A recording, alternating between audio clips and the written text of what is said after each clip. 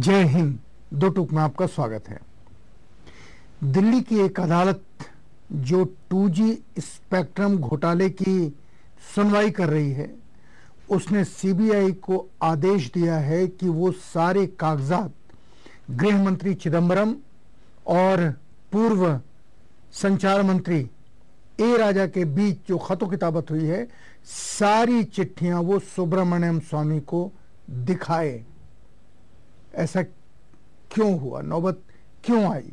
नौबत इसलिए आई कि जब कानून के रखवाले ही गैर कानूनी कामों में शामिल हो जाएं तो देश को भ्रष्टाचार से बचाने की कोई आशा कहीं बची रह सकती है या नहीं रह सकती है। देश के अटॉर्नी जनरल के बारे में आपको कुछ बताना चाहते हैं। अटॉर्नी जनरल के ऊपर इन सारी चीजों की स्ट्रेटजी बनाने का काम है। सरकार को सही राय देना उनका कर्तव्य है। दरअसल अटॉर्नी जनरल सरकार का सबसे बड़ा कानूनी अधिकारी होता है। उसे महान्यायवादी कहा जाता है। वो सरकार की आंख, नाक और कान माना जाता है। उसका काम जनता के हित में सरकार को सलाह देना है। लेकिन वर्तमान अटॉर्नी जनरल कुछ और ही कर रहे हैं। अटॉर्नी जनरल की करतूत या उनके कामों के बारे में हम आपको बताना चाहते हैं और थोड़े से दुख से बताना चाहते हैं, क्योंकि जब हम बड़े पदों पर बैठे हुए लोगों की गिरहबान में झांकते हैं तो लगता है कि वहां सब कुछ ठीक नहीं है। और यही अटॉर्नी जनरल का हाल है, हिंदुस्तान के महान्यायवादी का हाल है। भारत के अटॉर्नी जनरल का नाम है गुलाम ई वाहनवती। ये सवालों के घेरे में है। उनकी कानूनी सलाहों को संदेह की नजर से देखा जा रहा है। उन पर सरकार की गलतियों को छुपाने और कोर्ट में झूठ बोलने तक का आरोप लग रहा है। वाहनवती की संदिग्ध भूमिका से सरकार की साख और जनता के विश्वास को ठेस पहुंची है। सबसे अहम सवाल 2G घोटाले से जुड़ा है। यह सवाल है कि क्या भारत के अटॉर्नी जनरल वाहनवती और गृह मंत्री पी चिदंबरम की 2G स्पेक्ट्रम घोटाले में वाकई कोई भूमिका है या नहीं है? क्या इस मामले के मुख्य आरोपी ए राजा, पूर्व दूरसंचार सचिव सिद्धार्थ बेहुरा और डीबी रियल्टी के पार्टनर शाहिद बलवा द्वारा इन दोनों पर लगाए गए आरोप सच हैं? क्या वित्त मंत्री प्रणब मुखर्जी अभी तक प्रधानमंत्री मनमोहन सिंह और गृह मंत्री पी चिदंबरम से नाराज हैं? क्योंकि और उनकी नाराजगी का कारण क्या है? नाराजगी का कारण यह है कि उन्हें इस घोटाले की हकीकत और सूत्रधारों की वास्तविकता शायद मालूम है। हालांकि वाहनवती और चिदंबरम अपने ऊपर लगे आरोपों को सिरे से खारिज कर चुके हैं, लेकिन जो पुख्ता तथ्य हमारे पास हैं आपको बताने के लिए वे इन दोनों को संदेह के दायरे में खड़ा करते हैं। ये वैसी सच्चाइयां हैं जो पूरे देश की कानून व्यवस्था और प्रक्रिया पर गंभीर सवाल खड़ा करती हैं। अटॉर्नी जनरल गुलाम ई वाहनवती के बेटे हैं एसआजी वाहनवती। यह भी अपने पिता की ही तरह वकालत के पेशे में है। एसआजी वाहनवती उस वेदांता कंपनी के विधि सलाहकार हैं जिसमें गृह मंत्री P Chidambaram board of directors में से थे। एसआजी वाहनवती मुंबई में स्थित एक लॉ फर्म एजेडबी में पार्टनर हैं, जिसमें उनके साथ हैं देश की नामचीन कमर्शियल टैक्स वकील जिया मोदी। जिया मोदी पूर्व अटॉर्नी जनरल सोली जहांगीर सोराबजी की इकलौती बेटी हैं। सोली जहांगीर सोराबजी और गुलाम ई वाहनवती दोनों ही लॉ फर्म एजेडबी के संस्थापक सदस्य हैं। एसआजी वाहनवती और जिया मोदी के अलावा इस लॉ फर्म के बोर्ड ऑफ डायरेक्टर्स में बहराम वकील, अजय बहल, अरिहंत पटनी और अपूर्वा पटनी भी शामिल हैं। इस लॉ फर्म की ट्रस्टी हैं सोली जहांगीर सोराबजी की पत्नी और इसके मुख्य क्लाइंट्स हैं अनिल अंबानी, मुकेश अंबानी, रतन टाटा, सुनील मित्तल, MTN वेदांता, वोडाफोन, एस्सार जैसे लोग और कंपनियां। 2G स्पेक्ट्रम घोटाले में इन सभी कंपनियों के नाम दर्ज हैं। डीबी रियलिटी के पार्टनर शाहिद बलवा और रिलायंस टेलीकॉम के मालिक अनिल अंबानी दोनों स्वान टेलीकॉम में शेयर होल्डर्स हैं। स्वान टेलीकॉम पर रिलायंस टेलीकॉम की फ्रंट कंपनी होने का आरोप है। स्वान टेलीकॉम के 9.9% हिस्से को डेल्फी को बेचे जाने को लेकर अनिल अंबानी सहित कई लोगों की सीबीआई जांच चल रही है। हालांकि कोर्ट में पेश स्टेटस रिपोर्ट में सीबीआई ने कहा है कि उसे ऐसा कोई मौखिक या लिखित सबूत नहीं मिला है जिससे ये साबित हो कि अनिल अंबानी की इस घोटाले में कोई संदिग्ध भूमिका है। लेकिन इसी मामले में शाहिद उस्मान बलवा तिहाड़ जेल में है। इसके अलावा स्वान टेलीकॉम का नाम खासतौर पर उद्धृत है। दूरसंचार मंत्रालय में सचिव स्तर के एक अधिकारी और भारत के retired wireless adviser RP Agarwal ने अदालत में दिए बयान में ये कहा है कि देश के तत्कालीन सॉलिसिटर जनरल गुलाम ई वाहनवती ने telecom dispute settlement appellate tribunal यानी टीडी सेट को दिए हलफनामे में स्वान टेलीकॉम को उच्च प्राथमिकता पर दिखाया था। देश के एक बड़े न्यायविद कहते हैं कि जब यह बयान अदालत में दर्ज है तो फिर सीबीआई ने गुलाम ई वाहनवती की घोटाले में भूमिका की जांच क्यों नहीं की?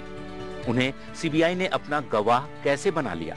दूसरी बात यह कि जिस स्वान टेलीकॉम की अटॉर्नी जनरल ने पैरवी की, बाद में उसी के खिलाफ बयान दिया। स्वान का एमडी शाहिद उस्मान बलवा जेल में है, जिसके करीबी रिश्ते मराठा छत्रप शरद पवार की सांसद बेटी सुप्रिया सुले से है, जिसका सबूत चौथी दुनिया छाप चुकी है। गुलाम ई वाहनवती भी महाराष्ट्र के एडवोकेट जनरल रह चुके हैं। तो क्या उस समय वह कृषि मंत्री शरद पवार या सुप्रिया सुले के दबाव में थे, या फिर चूंकि जब घोटाले की पृष्ठभूमि बन रही थी तब कांग्रेस और राकपा के बीच रिश्ते मधुर थे, इसलिए गुलाम ई वाहनवती ने ऐसा किया? और अब चूंकि कांग्रेस की अपनी सहयोगी पार्टी से खटास बढ़ रही है और महाराष्ट्र में विधानसभा चुनाव भी होने हैं, इसलिए शाहिद बलवा को मोहरा बनाकर शरद पवार को तोड़ने की योजना है। सीबीआई को गुलाम ई वाहनवती की सहभागिता की जांच करते हुए इन सभी मुद्दों पर गौर करना होगा। देश के सर्वोच्च कानूनी अधिकारी पर यह आरोप भी है कि उन्होंने अपने बेटे एसआजी वाहनवती को बेजा फायदा पहुंचाने की गर्ज से सरकारी निर्देशों की अवहेलना की। मामला वेदांता नामक कंपनी से जुड़ा है। गृह मंत्री पी चिदम्बरम गृह मंत्री बनने से पहले या सरकार में आने से पहले इस कंपनी के बोर्ड ऑफ डायरेक्टर्स में थे। वाहनवती के बेटे एसआजी वाहनवती वेदांता के कानूनी सलाहकार हैं। अगस्त 2010 में वेदांता ने घोषणा की थी कि वो कैरन इंडिया लिमिटेड की 60% हिस्सेदारी खरीदना चाहता है। ये फाइल तत्कालीन सॉलिसिटर जनरल वाहनवती के पास सीधे पहुंच गई। मामला गैस और पेट्रोलियम का था। नियम यह है कि किसी भी राज्य में स्थित गैस पेट्रोलियम के भंडार पर पहले ओएनजीसी का हक है, लेकिन यहां गुलाम ई वाहनवती के बेटे की वजह से वेदांता की फाइल सीधे केंद्र तक पहुंच गई। हालांकि इस मसले पर बाद में बहुत विवाद हुआ और वाहनवती एवं कानून मंत्रालय को इस बात पर सफाई भी देनी पड़ी। एक ब्रेक लेते हैं और ब्रेक के बाद आपको अटॉर्नी जनरल वाहनवती के कई किए हुए कामों के बारे में बताएंगे। साथ ही आपको बताएंगे कि ए राजा वाहनवती को इस घोटाले में आरोपी क्यों बनाना चाहते हैं। बस थोड़ा सा इंतजार, अभी लौटते हैं।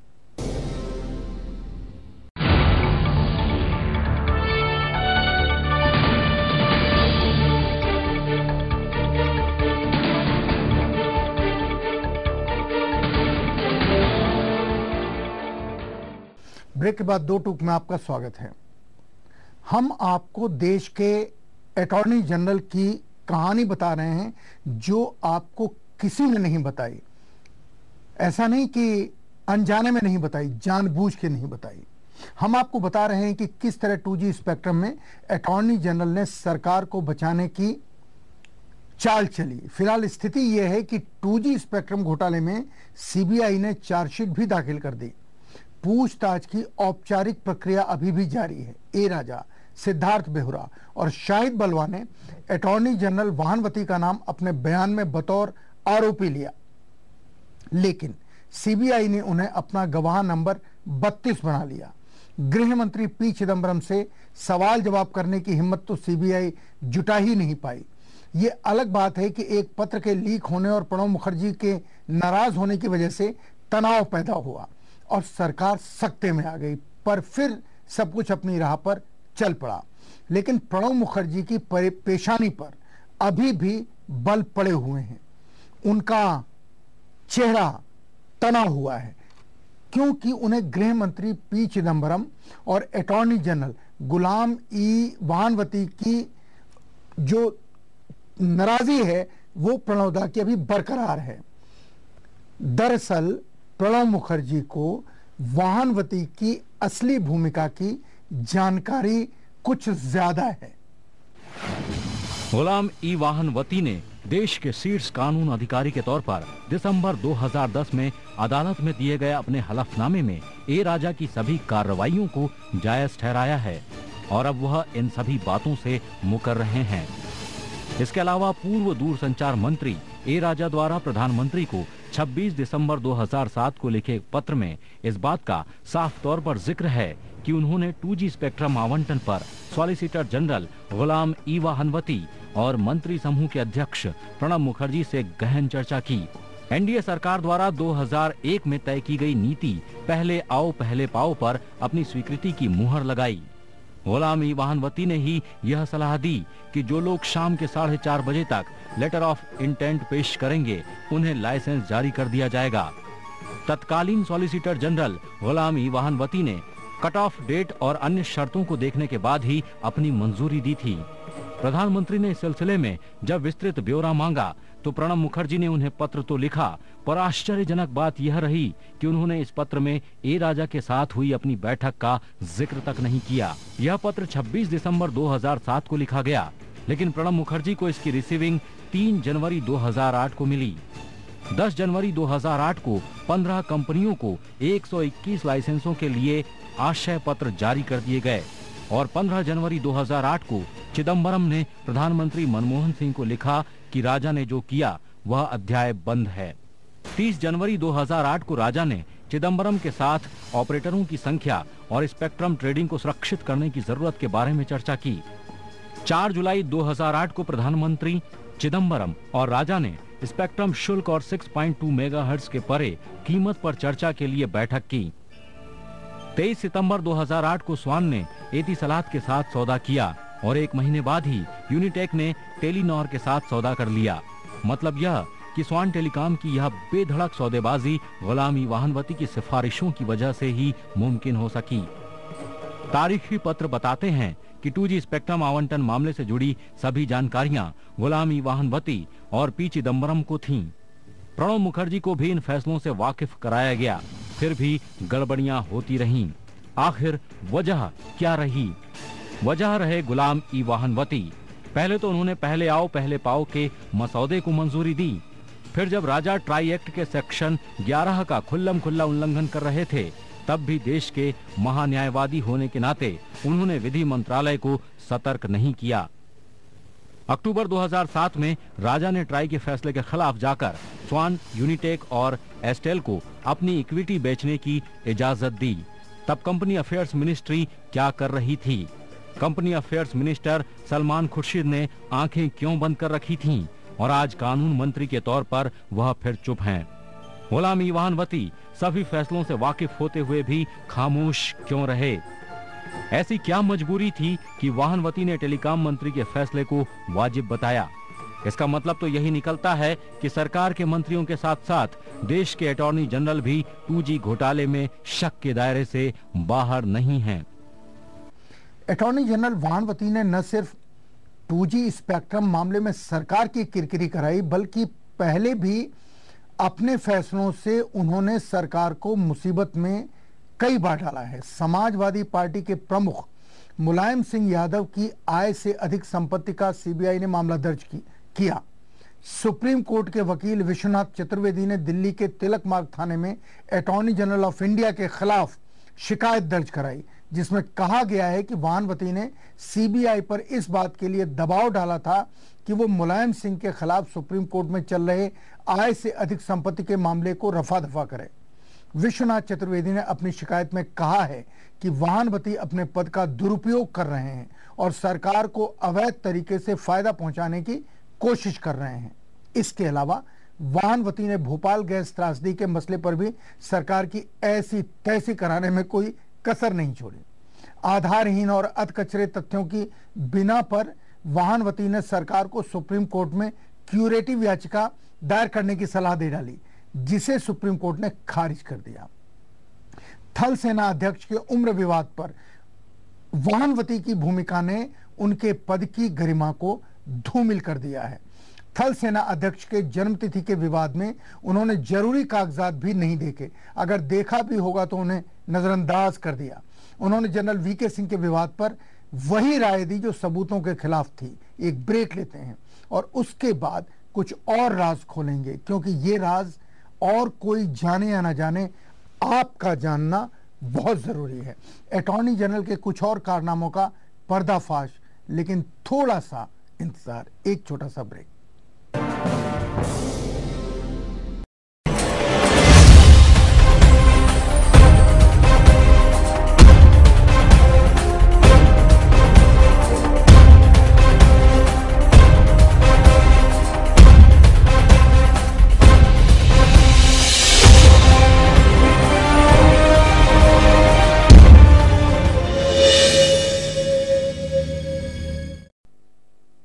ब्रेक के बाद दो टूक में आपका स्वागत है।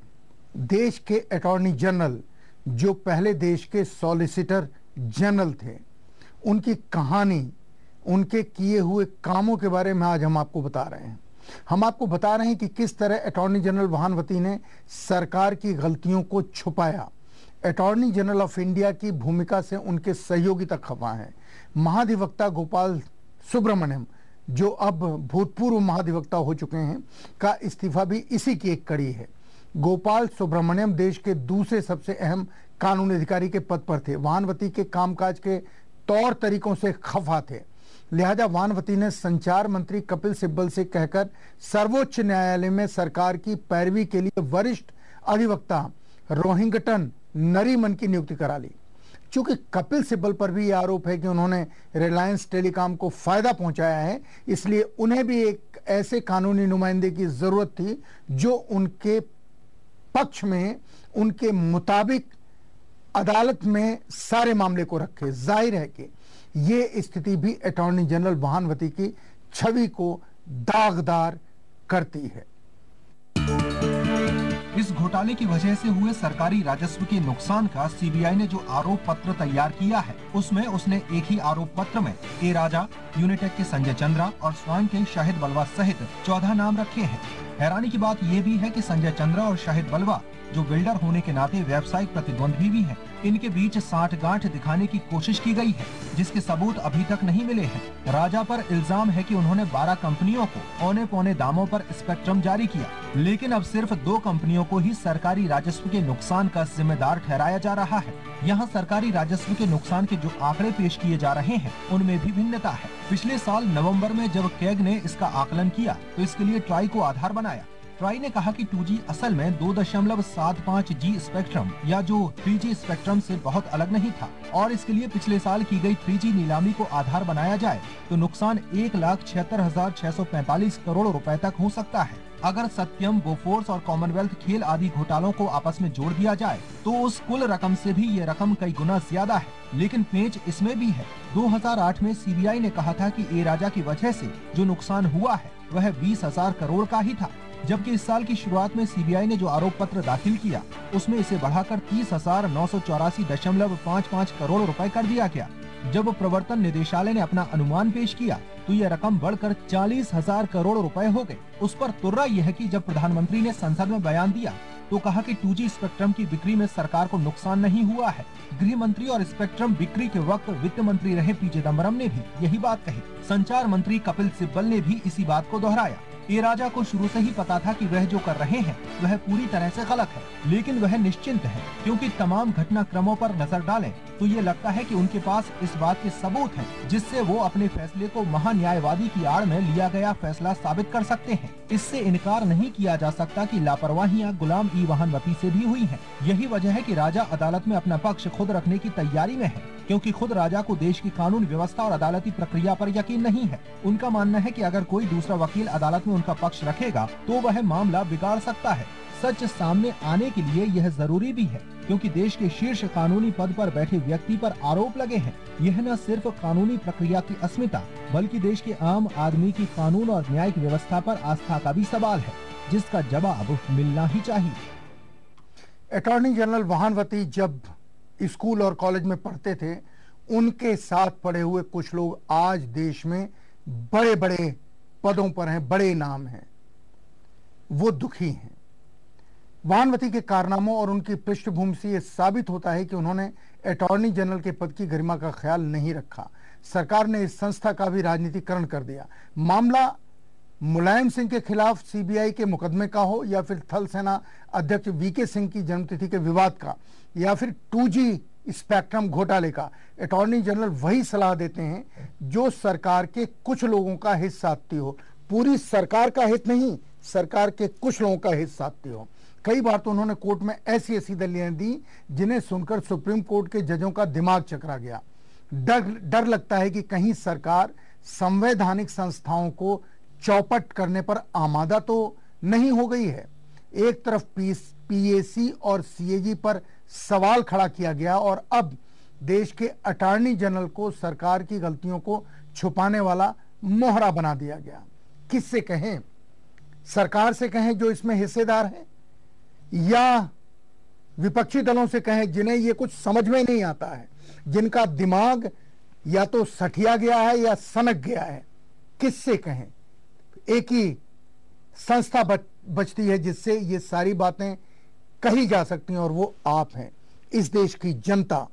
उत्तर प्रदेश, बिहार, मध्य प्रदेश, राजस्थान, गुजरात सहित सारा देश, जिसे इन चीजों को जानना चाहिए और जान करके अपनी राय इस देश को चलाने वाले लोगों के बारे में, विपक्ष की भूमिका निभाने वालों के बारे में और संवैधानिक संस्थाओं का नेतृत्व करने वाले लोगों के बारे में राय अगर बनानी है, इन घटनाओं को जानना आपके लिए शायद जरूरी है।